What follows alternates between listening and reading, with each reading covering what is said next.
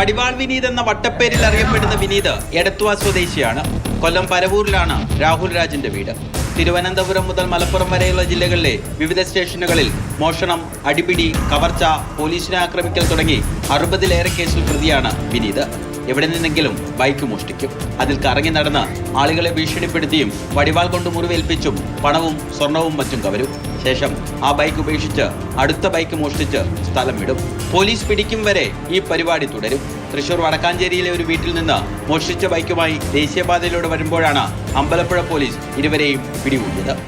സംശയാസ്പദമായ രീതിയിൽ കഞ്ഞിപ്പാടം ഭാഗത്ത് വെച്ച് കാണപ്പെട്ട ഇവരെ കൂട്ടിക്കൊണ്ടുവന്ന് സ്റ്റേഷനിൽ വെച്ച് ചോദ്യം ചെയ്തപ്പോഴാണ് ഇവരെ കൊടും കുറ്റവാളികളെ രണ്ടുപേരാണെന്നും നിരവധി കേസുകളിൽ ശിക്ഷ ലഭിച്ചിട്ടുള്ള ആളാണെന്നും മനസ്സിലായത്. തുടർന്ന് അവരെ ചോദ്യം ചെയ്തപ്പോൾ അവർ ഷൊർണൂരിൽ നിന്നും മോഷണം ചെയ്തൊരു മോട്ടോർ സൈക്കിളാണ് ഇവിടെ വന്നതെന്ന് മനസ്സിലായി. ആ മോട്ടോർ സൈക്കിൾ ബന്ധവസെടുത്ത് തൃശ്ശൂർ നിന്ന് മോഷണം പോയ മോട്ടോർ സൈക്കിളാണ് ബന്ധവസെടുത്ത് ആ കാര്യത്തിന് കേസ് രജിസ്റ്റർ ചെയ്തിട്ടുണ്ട്. ആ കേസിലേക്ക് അവർ രണ്ടുപേരെ അമ്പലപ്പുഴ പോലീസ് അറസ്റ്റ് ചെയ്ത് ഇന്ന് കോടതിയിൽ ഹാജരാക്കി റിമാൻഡ് ചെയ്യുന്നുണ്ട്. പ്രതികളെ കോടതി റിമാൻഡ് ചെയ്തു.